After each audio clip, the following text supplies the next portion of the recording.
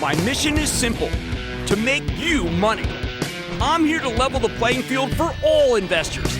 There's always a bull market somewhere, and I promise to help you find it. Mad Money starts now. Hey, I'm Cramer. Welcome to Mad Money. Welcome to Cramerica. Other people make friends. I'm just trying to make you a little money. My job is not just to entertain, but to educate and teach you. So call me 1-800-743-CNBC or tweet me at Jim Cramer. We have so many villains in this country that we can fill stadiums with them and quickly run out of room. But Google is not one of these miscreants. It's a company that's been an incredible equalizer, an amazing learning tool, and has a tremendous system that gives you more information at your fingertips than any other company. It's a platform so powerful that the Chinese Communist Party tried to ban it. Too liberating! Yet on a battlefield day where the Dow jumped 432 points, S&P gained 0.71%, NASDAQ advanced 0.60%, Google stock was crushed. Why? Because the Justice Department has decided it's too powerful, too abusive of everyone, customers, partners, you, me, and it needs to be punished. Maybe it even needs to be broken up. Not one of those some-of-the-parts stories like Standard Oil or Ma Bell, which actually generated tremendous value for the shareholders. They don't want to create any value here. The Justice Department's antitrust division wants to make it so Google becomes some sort of common carrier of information. They might even want to install a court-appointed technical committee that, according to the government's brief, helps administer the remedies in this action, including by monitoring any circumventive or retaliatory behavior. Why not?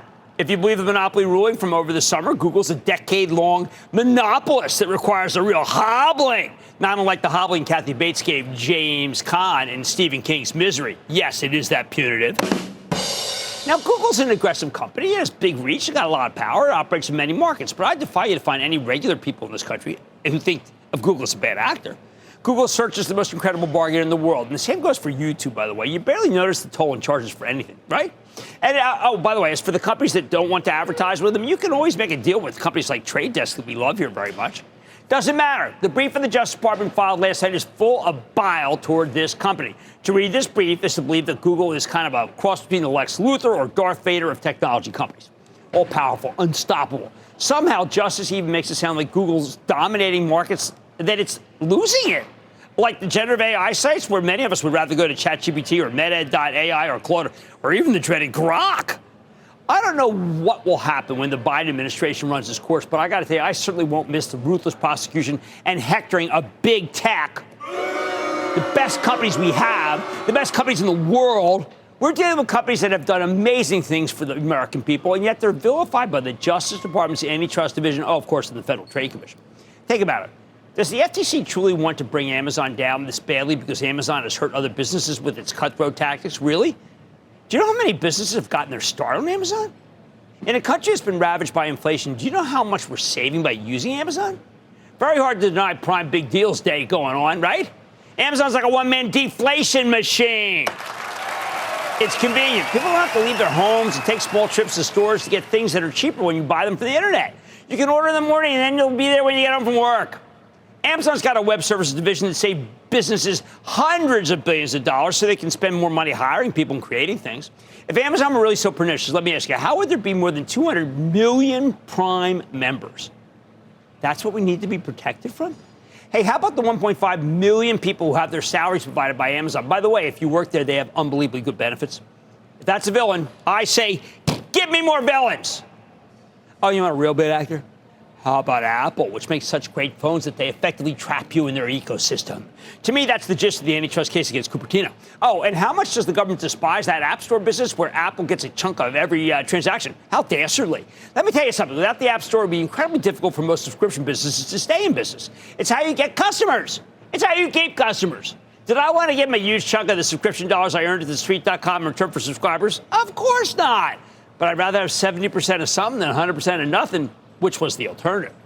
We have reason to believe that the Justice Department is investigating Nvidia for its dominance in the AI chip market. What can I say about this one? Nvidia invented the AI chip market. It would not exist without them. Should we blame them for making such an amazing product that it created an entire industry? Remember, Nvidia owns this business because it spent tens of billions of dollars developing the best chips. They made a huge bet on artificial intelligence many, many years before anyone was taking it seriously. But it could have blown up in their faces. The risks were enormous. Should Nvidia fund startups that can take away their market share? Hey, I got an idea. How about a special monitor appointed to the company to ensure that it doesn't get too much of a lead over the competition?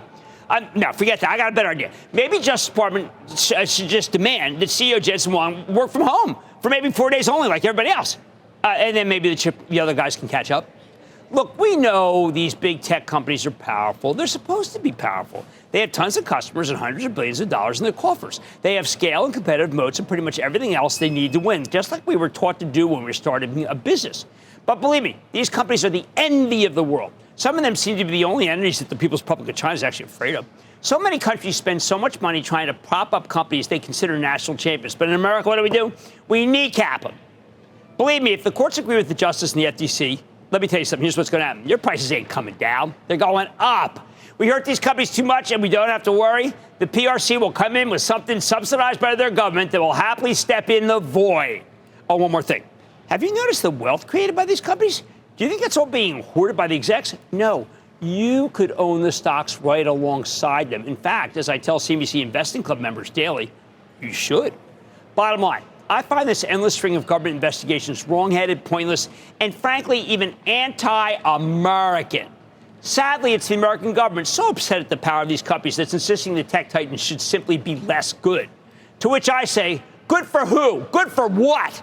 Certainly not us. Let's go to Dan in Georgia, please. Dan. Hey, Jim. Dan, what's happening? You know, I'm going to ask you the same thing. What's going on over in Magenta Land? My T-Mobile stock has been killing it all year. And look, that's Sievert. Sievert's the real deal. They have a great team. That team works for them every minute. They're going to sell a lot of Apple iPhones, too. I think that T-Mobile, one of my great regrets for the Charitable Trust is that every time it went down, I should have pulled the trigger, and I didn't, and it's going higher. Let's go to Gary in West Virginia. Gary. Booyah, Jim. Booyah, Gary. Thanks for helping us little guys. Everybody's little. In the end, everybody. What's up? Hey, how about Ford? I bought it at 12. Had it a while now. Should I keep holding it or should I get out? I kind of gave up on Ford. They're not buying back stock. If the company was really as cheap as I thought it was, they would have been buying back stock hand over fist the way Mary Barr did over GM. I picked the wrong horse. Sometimes that happens. All right. Look, these big tech companies are the envy of the world. And I find the constant government investigation into them wrong, pointless, and yes, I'll say it, anti-American. On My Money Tonight, PepsiCo got slammed in the pre-market yesterday after this report. But it finished the day up 2%. So what's behind the action? Strange action, right? Where do I come down on the name? I'm going to give you my take. Then we're continuing our series on the companies that passed the yield, earnings growth, and valuation YEV test by discussing two more that we think could work well in this tape. And we got back up on our homework a little bit, so no more procrastinating. I'm turning my thesis on an energy stock that you called about. So stay with Cramer. Don't miss a second of Mad Money. Follow @Jim Cramer on X. Have a question? Tweet Cramer. #MadMentions. Send Jim an email to madmoney@cnbc.com or give us a call at 1-800-743-CNBC. Miss something? Head to madmoney.cnbc.com.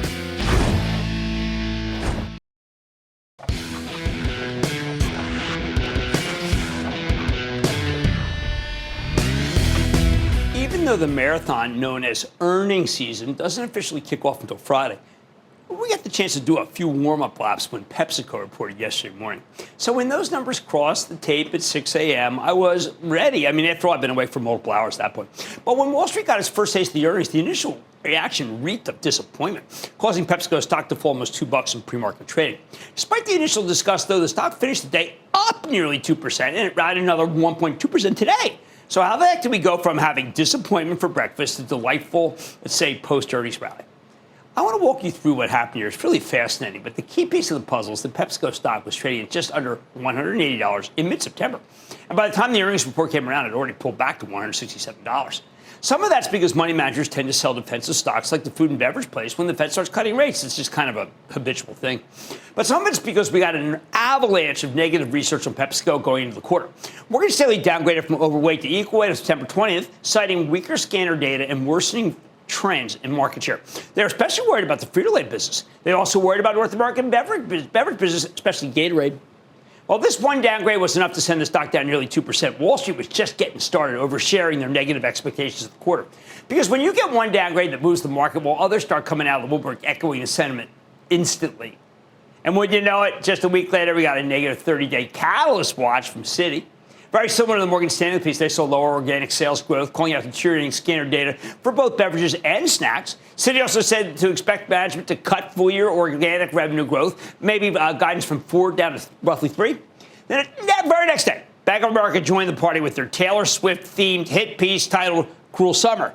That's right, Monday Night Football. Mad Money, you can't hide from Taylor Swift. She's everywhere. In the note, Bank of America called out, quote, persistent weakness in North American snacks and beverages, given consumption trends at the category level and market share losses, end quote. Because of this, they only expected 1% organic revenue growth, another slash. By the end of last week, it was getting pretty comical. Barclays joined the fray by outright saying in the preview note that they expected PepsiCo to cut its full-year outlook.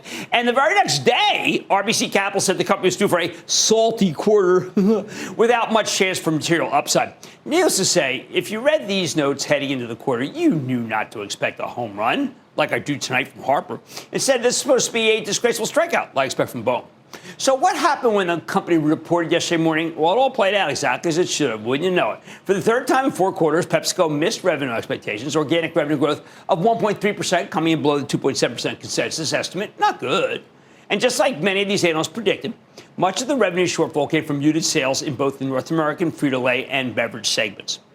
But after weeks of everyone and their mother telling you to expect the revenue miss for precisely these reasons, after the stock had already fallen from 179 to 167 in less than a month, there was no surprise here. So even though PepsiCo's stock got hit in pre-market trading, it eventually rebounded because virtually every food and beverage analyst under the sun already told you what was going to happen. If you were patient enough to read the prepared remarks before pulling the trigger, or disciplined enough to wait for the 8:15 a.m. conference call, management gave you several positives that were able to turn the stock around. For example, everybody's worried about the Frito-Lay business, but management said they've shifted their focus toward offering customers better values. They're advertising bonus packs that give 20% more Tostitos or Ruffles. These efforts seem to be paying off, which is why volume trends for Frito-Lay improved over the course of the quarter. In other words, the cadence got better. Same goes for PepsiCo's North American beverages business. Gatorade gaining share in the quarter. So much for that concern from Morgan Stanley, huh? And for all the worry about beverages, while revenues did miss expectations, the division's core operating profit grew by 7%, with its core operating margins expanding by 90 basis points, and that's despite a double-digit increase in spending on ads and marketing. Very impressive. This ability to generate margin expansion is important because it shows that PepsiCo can still grow earnings despite short-term headwinds that led to the small cut to their full-year revenue guidance. That is why management could reiterate its full-year earnings growth forecast of 8%. Not too bad for a simple consumer packaged goods company, and the real takeaway for many people about how the quarter really was.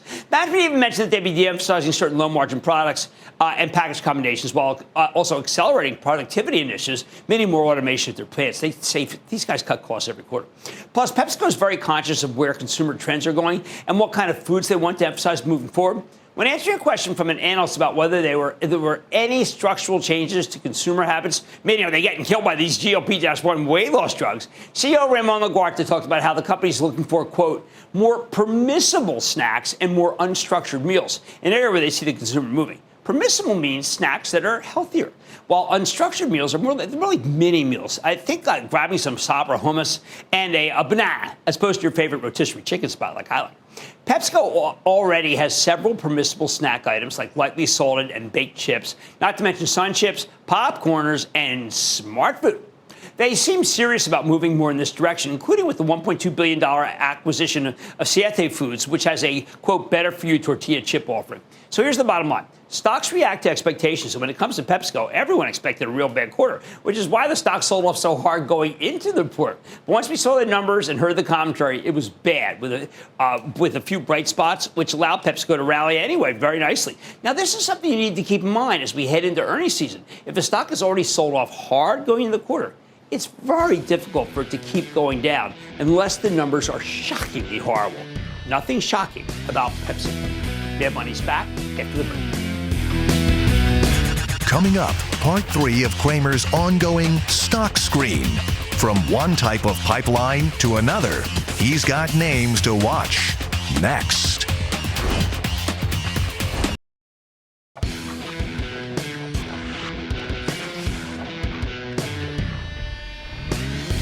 keep telling you need to be selective about picking stocks up here, given how much this market's run. That's why all week I'm rolling out my new rubric, the YEV test. That's yield, earnings growth, and valuation, YEV. We want stocks with higher yields than you can get from the 10-year Treasury note, faster growth than the average company in the S&P 500, and stocks that are cheaper than the S&P. Right now, that means we need yields over 4%, projected earnings growth for 2025 above 14%, and stocks that sell for less than 21 times next year's numbers. Like I told you earlier in the week, there are only 9 stocks out there that pass this YEV test. 2 are commodity chemical plays, 3 are regional banks, and the remaining 4 are all one-offs. I like 2 and I'm skeptical of the other 2, so let's tonight focus on the one-offs that should work in this environment. First up, there's Bristol-Myers Squibb, the pharmaceutical giant that we just checked in with last week. Bristol-Myers sports a 4.55% yield, and the stock trades at a paltry 7.6 times next year's earnings estimates. It also looks incredibly cheap on 2025 growth. But that's because mostly they're taking a big earnings hit this year from a $12 billion charge related to a recent acquisition. They're looking at above 800% earnings growth next year simply because things are going back to normal. But I don't care if Bristol-Myers made the YEV list through a loophole. After speaking to management last week, I think it's a great time to consider buying this one. Why? Because if you're thinking about the 2024-2025 earnings estimates here, I think you're missing the whole story. Bristol-Myers has a major long-term turnaround plan in place, and I believe they can deliver. I think it's going to take a little time. Remember, Bristol-Myers had a big downturn as its big cancer franchise fell behind Merck's, and its huge $74 billion acquisition of Celgene wasn't, in retrospect, really worth the price. The company's revenue growth disappeared for the last couple of years, and they had a down earnings year in 2023 for the first time in a decade. Things look grim, especially with big patent cliffs looming for some of their top drugs in the next few years. But now, Bristol-Myers is under new management, with Chris Bernard taking over as CEO nearly a year ago. He got started with a bang. A month later, the company announced 2 deals. First, paying $14 billion to acquire neuroscience specialist Karuna Therapeutics. And then just days later, announcing $4.1 billion to buy a cancer-focused biotech company called Raise Bio. This is on top of the $5.8 billion acquisition of Mirati Therapeutics, another cancer play that we learned about just before Bernard took over. Suddenly, we had the makings of a plan, even if Wall Street didn't seem to care, as the stock kept sinking through the first half of the year. Didn't help that Bristol-Myers had to take a $12 billion charge related to Karuna Therapeutics deal when they reported in April, torpedoing their full-year earnings forecast. That was just kind of a patent charge. It's not a real charge. They didn't screw up. Ultimately, the stock finally found its footing in July, down 23% for the year. Since then, though, things come roaring back. First, Bristol-Myers reported a better-than-expected quarter in July and raised its previously slashed earnings for outlook by 36%. More importantly, the company got its first big payoff from its late 2023 takeover spree. The lead drug they got from Karuna Therapeutics, called Cobenfy, got FDA approval for treatment for schizophrenia. This thing is revolutionary because it's the only schizophrenia drug that doesn't have life-ruining side effects. Okay? And Bristol-Myers has much bigger ambitions for Cobenfy. They're actively studying it for a treatment for adjunctive schizophrenia and psychosis and Alzheimer's disease, with data coming for those indications in 2025 and 2026. Imagine these other indications are possible: bipolar disorder, Alzheimer's disease agitation, even potentially autism spectrum disorders. Now, when you look at what's currently on the market, nearly every schizophrenia treatment is also approved for other types of psychoses. I bet this one follows the same trajectory, just without the side effects. Every single approval will make people excited about owning the stock of Bristol-Myers. In the end, you still got to worry that Bristol-Myers is losing patent protection for some key drugs in the next 2 to 4 years. But with all these acquisitions, I think they've got enough quality drugs in the pipeline to come out of this period in much better shape. Oh, I'd be a buyer. What else passes the YEV test? One Oak, and that's all caps, 0NE, 0K, or ONE. OK, which is a pipeline play that I absolutely adore. Now, I recommended this one late last year, and it's up more than 40% since then. I like the oil and gas pipeline operators in general because they're like toll roads that depend solely on volume, not the underlying price of the commodities in question. Plus, it's so hard to get regulatory approval to build new pipelines that we've got a severe shortage in this country.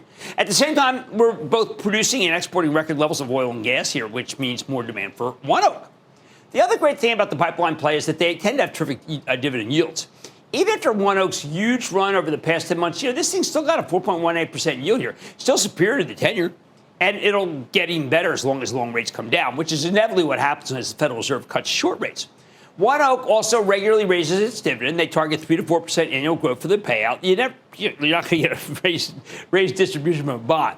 Unlike most pipeline plays, ONEOK is organized as a traditional C Corp, a normal business, and not an MLP or massive limited partnership. And that makes for a cleaner governance structure. ONEOK used to exclusively focus on infrastructure for natural gas and nat gas liquids, but then shelled out $18.8 billion for a company we liked very much on Mad Money called Magellan Midstream Partners last year. Now, they're more balanced, though still with a natural gas lean. I like that, too, because the big opportunity in energy exports for this country is in LNG, liquefied natural gas. Overall, ONEOK is just another good, solid energy infrastructure play with an outsized payout, which will look even better once rates start inevitably falling again, something I still expect, even as loan rates have counterintuitively been kind of creeping up higher since the Fed's September meeting. It's also a great option for someone who wants energy exposure but doesn't want to gamble on oil and gas prices with a multi-front war happening in the Middle East. So here's the bottom line. When the averages go up, you need to get more selective about what you buy. That's why we created the YEV or YEV test, which has some great ideas, including Bristol-Myers Squibb and ONEOK. You've got my blessing to buy either one of these right now, along with the commodity chemical plays and regional banks I highlighted on Monday and Tuesday. We've got 2 more YEV stocks to cover, so come back tomorrow. And let's speak to Sheldon in California. Sheldon. Hey, Jimmy Chill. How's it going, man? Chill man's happy. How about you? I'm doing good. I got a question for you. Yeah. I'm looking to open a position, and the stock has recently sold off. It's at its 200-day average. And with the earnings at the end of the month, should I buy now or should I wait till after earnings? The stock is Regeneron, REGN. I think Dr. Len Schleifer's done a remarkable job. One of our first guests on Mad Money. The stock is up only a cool $1,007 since we first had him. And I'd say, yes, absolutely. This is good. They've got a lot of things going in the pipeline. And the stock has come back down. And they just recently had a very interesting piece that I read about how they are working on something very good that reduces fat but not protein in the GLP-1 category. So, yes, you have my blessing to buy Regeneron. I want to go to Randy in California, please. Randy. Yeah, hi, Jim. It's Randy from Huntington Beach, California. Nice. You got the edge on me. What's up?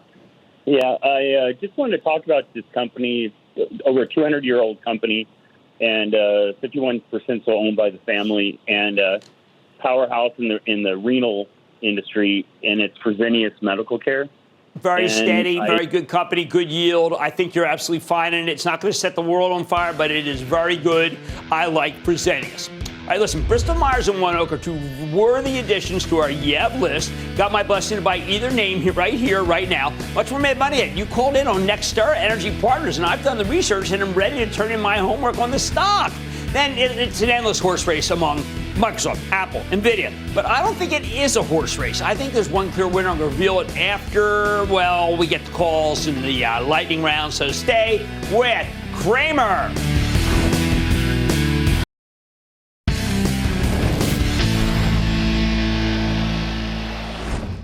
Whenever I get a call about a stock that I either don't know or have been following regularly, I promise to circle back and put it in the homework pile.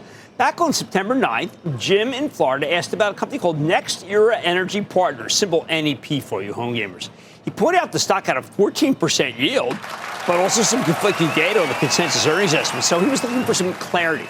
For that reason alone, I told him I needed to take a little digging. This was a hard one to figure out. NextEra Energy Partners is a limited partnership set up roughly a decade ago by NextEra Energy. That's a Florida-based utility which owns Florida Power and Light and many renewable energy assets. Lots of utilities will basically drop down their assets to publicly traded subsidiaries that are structured as limited partnerships, like this one. Lets them take advantage of the tax code. Parent company controls the assets through its majority stake in the limited partnership, but they can also get money from outside investors by selling shares in these things. Then the limited partnership subsidiary will pay out the vast bulk of its earnings to shareholders in the form of dividends. Although because it's a partnership, they're called distributions. NextEra Energy Partners LP was established to own certain contracted renewable energy assets from the parent NextEra. That includes wind, solar, and solar plus storage projects, plus one standalone battery storage project and some natural gas pipeline assets in Pennsylvania. Really, though, this one is about wind and solar. For the first 7 years or so after NEP was created in 2014, everything was working out real well. The business gradually acquired more and more assets, which allowed it to steadily grow its distribution year after year. As the distributions grew, the stock rose higher and higher from an original price of $25 all the way to an all-time high of $88 and change in late 2021. But over the last few years, NEP stock has sadly come undone, falling over 70% from its late 2021 highs back to the mid-20s today. There was a gradual decline through 2022 before a huge sudden decline, a gigantic drop last year, and it really hasn't recovered since. So what the heck happened here? How did the NEP story fall apart? At first, the market turned against anything related to clean energy after the Fed started raising interest rates. Higher rates also make dividend stocks less attractive. And NEP had a much more normal yield in 2022. It was typically around the 4% range. The big breakdown came last fall when NEP announced it was revising its long-term distribution growth rate target from the previous 12% to a new target of 6%. Management basically said that higher interest rates had limited their financing options, making it impossible for the company to grow as fast as before. NEP needs to buy power generation facilities to grow. If it can't do that as easily, then it can't grow its payouts at the same pace. Hard to see this one coming. But there's something else going on here, and this gets, let's say, a bit complicated. See, starting in 2018, NEP began financing some of its asset purchases with something that's known as convertible equity portfolio financings. These are called CEPFs. With these CEPF financings, institutional investors provide upfront cash to help acquire assets, and in return, they get a committed portion of the assets' cash flows. Makes sense so far. After several years, though, NEP has the option to buy out its investors, which it would usually do by issuing new shares. NEP loved these CEPF financings because they didn't count as debt on their balance sheet, and they were also fairly efficient way to issue new stock. But when the company started losing value in 2022 and 2023, gradually at first and then suddenly once this company updated its distribution growth targets, well, let's just say the whole process blew up. The decline in the stock made it much more difficult for NEP to buy out the institutional investors who participated in the CEPF financings. If they had to issue new stock to buy these investors out, they would have had to create way too many shares, given where this thing was trading. It would have been hugely dilutive. Everyone would have been furious. But now NEP's in a bit of a pickle because it has $3.75 billion worth of CEPF buyout options coming due. That's between 2025 and 2032. So let's say if they choose to exercise their buyout options as originally intended, they'll fully own the underlying assets. But it's not clear exactly how they get the cash to pay for this. If they don't buy out their CEPF investors, though, then most of the expected cash flows from the assets in question will go to the investors, not NEP. And therein lies the problem. So far, the company's addressed this issue by selling some non-core pipeline assets, which they said they would fund CEPF buyouts through 2025. But there are only so many pipeline assets, and overall, management's been a bit cagey, I think, about how they're going to raise the money. But if there's one thing that's clear about this story, it's that NextEra Energy Partners will have to cut its distribution. The stock's 14% yield is not long for this world. To me, you know what? That makes NEP untouchable, at least until we get details for exactly how much they'll be cutting the payout and how they're going to raise money to pay off these financing partners I just mentioned. Now, but wait a second. In the spirit of fairness, I'm going to tell you that not everyone feels as negative as I do. Analysts at Jefferies boldly initiated coverage of NEP just last month with a buy rating, saying they expect a 50% distribution cut. They're not worried because they believe that it's already baked in the stock and a 7% yield is still pretty darn good. According to Jefferies, if NEP cuts the distribution in half, they can fund their CEPF buyouts for several years using only their internal cash generation. Plus, don't forget, NEP is a subsidiary of a big company, NextEra Energy. As Jefferies sees it, if the parent company gets involved, maybe by selling NEP to some private equity buyer, that would solve everything. So to my friend Jim in Florida, that's what's going on here with YieldCo, NextEra Energy Partners LP. That's why the yield is abnormally high. And honestly, don't worry about the contrasting earnings estimates. The key metric here is cash available for distribution. And with NEP, what really matters is how management plans to handle its financing issues over the next 7 or 8 years. For that, I am not sanguine. Bottom line, generally, you don't want to own a dividend stock going into a big dividend cut. That's certainly true for NextEra Energy Partners, and that is why I would not touch this stock. Mad Money's back after the break. Coming up, hit us with your best shot. An electrified fast fire lightning round is next. Booyah, Jim. I love you, man. I've been watching you from day one. Thank you for all the wonderful advice that you provide us. I'm learning so much watching your show. Watch your program every day. I love it. Always wanted to say booyah on your show. Thank you for being the greatest in the world. We consider you the money market maker, and we thank you for all you do. I love your show. I'm a long-time fan of your show, and we think it's the most entertaining program on TV.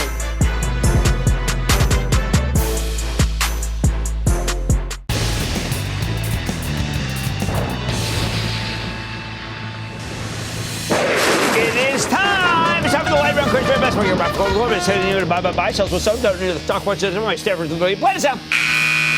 And then the lightning round is over. Are you ready, Ski Daddy? Time for the light round. Cramer might start with Susan in New York. Susan. Hi, Jim. Susan. I'm a second-time caller and a very long-time fan and viewer. Thank you for everything you do. Thank you. Thank you very much. You're welcome. I was wondering if you could give me your thoughts and maybe a possible strategy on what I should do about COVID. Kava Group. I enjoy. Don't get it. All right, Kava. Look, I like Kava very much. You'd be buying right here, just a couple points from the high. That tends to be not what I want. I don't want you to buy it up here. I do want you to own it. And if it does come back down, even when it has a 10% drop, I would actually be a buyer of more. That's how much I believe in this stock long term. Let's go to Bill in Massachusetts. Bill. Jimbo, you're our club quarterback. 6 months ago, we talked about this stock, and I wanted to know if it was still in play. The stock is Reddit, my man. Oh, I like Reddit very much. And Steve Huffman's going to put up some really good numbers. He's got a great long-term model. I think he's doing a rather remarkable job at Reddit. Let's go to John in New York. John. Hey, Jim, first-time caller. Thank you for taking my call. Of course. What's up? Not much. I'm just thinking about SMCI. I'm just battling back and forth. Is it worth buy? No, it's too hard. Just go buy Nvidia. I mean, the SMCI was down. They had a terrible last few weeks, but I really want you to be in Nvidia, not SMCI. I need to go to Mike in Pennsylvania. Mike, my bike. Jim, booyah. Booyah. Booyah. Listen, Jim, you're my bookends, right? Start with you and Favor and Carl in the morning, and with you. Oh, how great are they, huh? They're so great. What's up? And future club members joining tomorrow. That's great. We got a big meeting next week. I want you in on that call. Thank you so much. I'm gonna be. So question.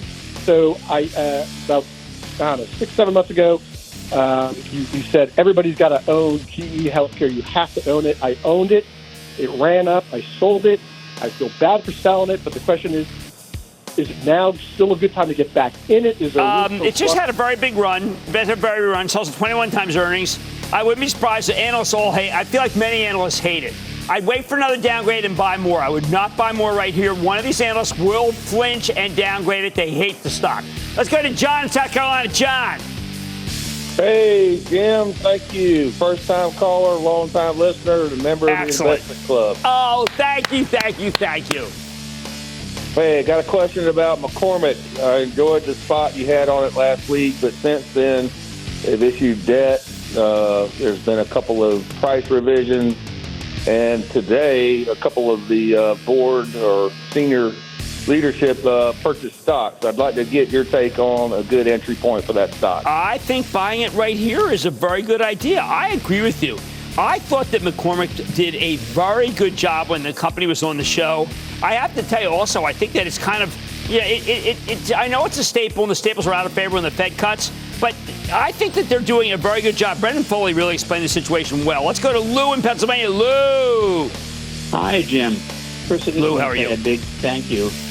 Mostly for myself, since you hear this many times every day from your viewers. Thank you. Thank you. But after calling Mad Money yesterday, the market may have today partially answered my question about GlaxoSmithKline with the settlement of the Zantac. Yeah, that was huge. I've been waiting for that. I was hoping for that. They got the settlements behind them. Now we're moving on. GSK goes higher. Let's go to John in Florida. John. Hey, Jim. John. First, I just want to say thank you and thank your team for helping me make money for over a decade now. Whoa! Including getting me in early on the Jensen train. Yeah, that's some train, huh? That's the winningest train I've ever seen. How can I help you? All right. So not too long ago, you had the CEO of Cadence Design Systems on the show. Yes. After doing my homework, I built a position in Cadence in early August. The stock is up since then, but over the past 2 weeks, one analyst issued a sell rating on CDNS and another issued a hold rating. So my question is, should I stay long CDNS or take a quick profit. Not an issue. Stay long it. I just checked in with them again. I think they're doing incredibly well. Cadence is a winner. Stay long it. Buy some more. And thank you for those incredible comments. Let's go to Julie in Michigan. Julie. Hi, Jim. Julie, how are you? I'm great, thank you. I'm a club member, and Excellent. I've been listening to you since Cudlewood Radio, so thank you. Oh, my. Thank you. 25 years. What's up? 24. I heard your interview with NextEra's CEO, and I ended up researching and purchasing the stock in the 30s, mid-30s, and I'm wondering what the next trajectory is. Well, I did too. As I tell Jeff Marks, look, I talk about some ones that I've had winners. When I have a loser, I got to talk about them too. This is a loser. Maybe it can make a comeback. I got too enthusiastic about it. I thought that the CEO told a really good story, but it was a very uneven story. And now we need many, many things right before it comes back. We're not buying any more right here until we see something positive occurring. I did want to get a little more exposure risk. When I do that, sometimes I got to do a better job. I did not do the job that I thought of here, and I blame myself, not the CEO. Let's go to Sunil in Massachusetts. Sunil. Yeah, hi, Jim. I bought EQNR about a year back at 31 for dividend income and growth. And shall I buy more, hold, or sell? It's okay. I'm not encouraging buying in that sector. I just think that sector just does not offer as much upside as it used to many, many years ago. Let's go to Craig in Texas. Craig. Hey, Jim. Great to talk to you, and a big booyah from the beautiful Texas Hill Country. Oh, fantastic. Thank you for calling. How can I help?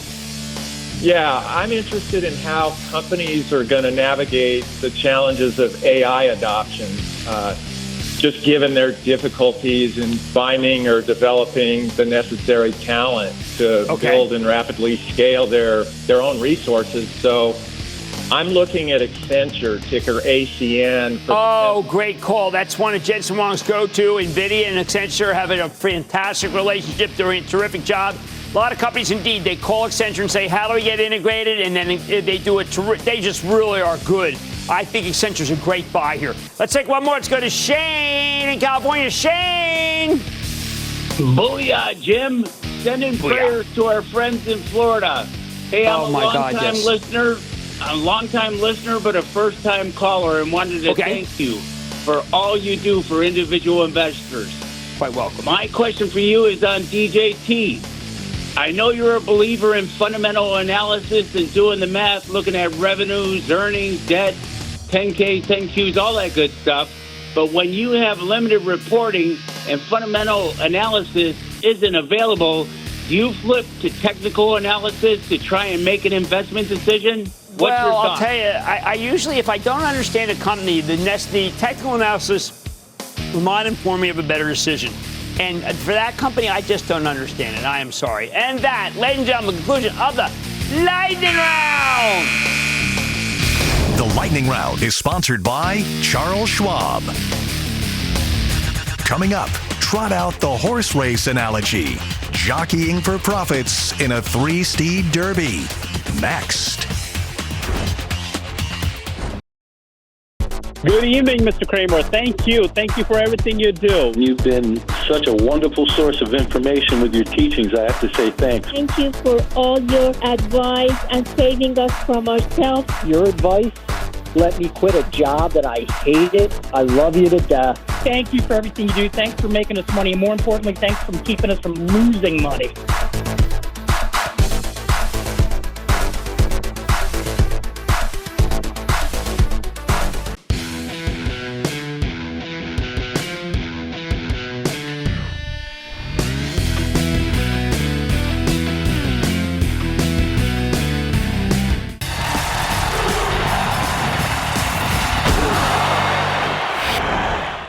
When I was living in my car in California, I had quite an affinity for the ponies. Loved horse races. Far Turn, the home stretch, all riveting. But you know what? I don't like the horse races I cover now. No, I still like the thoroughbreds. Question to Saratoga 2 months ago. I'm talking about the endless horse race among Microsoft, Apple, and Nvidia. The race for the title of largest company on Earth. Who's in first with a $3.5 trillion market cap? Who's placing at $3.25 trillion, and who's just showing at $3.1 trillion? Nor do I like comparing the net worth of Nvidia CEO Jensen Huang to the market cap of Intel or Boeing, because after all, why shouldn't he be worth that much? As Babe Ruth said when he was grilled about making 80 G's to President Hoover's 75,000, I know, but I had a better year than Hoover. Low bar. I know many of you think I'm drinking the Kool-Aid straight from Nvidia's water fountain, which is why I want to give you a refresher about why I believe in this one and why you shouldn't get so hung up on the magnitude of its market capitalization. After all, every time this amazing stock passes another milestone, I hear that it's over. It was over when it passed Intel, over when it passed Cisco, over when it passed Amazon. I say it's not actually over until it's actually over.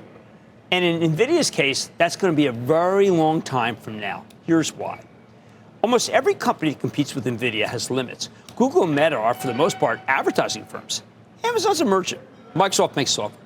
Apple's a hardware stream and a service stream. Nvidia has no such limitations. It simply makes computing power, the best, most efficient computing power on Earth. Countless machines need to be replaced by Nvidia's platform. Maybe it's more than $1 trillion worth. Nvidia is an inventor of pretty much everything it wants to invent because everything needs to be digitized, and Nvidia has the equipment to digitize. Nvidia's platform gets smarter every year and cheaper every year and burns relatively less electricity every year. So the more these big companies buy from Nvidia, the bigger the return. It's a deflationary machine with a great return on investment. Or think of it like this. You want driverless cars? You need an onboard brain, you need a simulation brain, and you need a training brain. 3 brains. Only Nvidia makes all 3. If you believe in autonomous driving, then Nvidia will dominate what could be the biggest market in the world. You need robot brains, Nvidia. You need healthcare brains, Nvidia. Climate, Nvidia. Industrial, Nvidia. Plus, there's no zero sum here. Maybe that's why it's so joyous to me. Nvidia is more of a rising tide that lifts all customer boats. Like I said at the top, their technology is so good that it's given birth to entire industries. If Oracle wants to build a data center, Larry Ellison picks up the phone, calls Jensen Huang, is done. If Meta wants to compete with ChatGPT and Claude or anyone else, Zuckerberg just calls Jensen Huang. He has to if he wants Meta AI to stay competitive. Unlike so many other companies, there's no Jensen wins, you lose. Each iteration, and there may be many, many iterations, creates more computing power, and the demand for more computing power is insatiable. It probably always will be. And NVIDIA is where you get it. The customers will never run out of demand. So let's stop trying to figure out who wins the horse race. There is no horse race. There's just this one company out there with products that are faster, smarter, and better than everyone else's. A company that can raise everybody's game, run by one of the most intelligent, thoughtful geniuses I have ever had the pleasure to meet. And that's why I say, NVIDIA, own it, don't trade it. Oh, and if you insist, NVIDIA's Secretariat. He won the Belmont Stakes by 31 lengths, the greatest margin ever. The others? Oh, they're still out there running. I like to say there's always a bull market somewhere. I promise I'd fight it just for you right here on Mad Money. I'm Jim Cramer. See you tomorrow. All opinions expressed by Jim Cramer on this podcast are solely Cramer's opinions and do not reflect the opinions of CNBC, NBC Universal, or their parent company or affiliates, and may have been previously disseminated by Cramer on television, radio, internet, or another medium.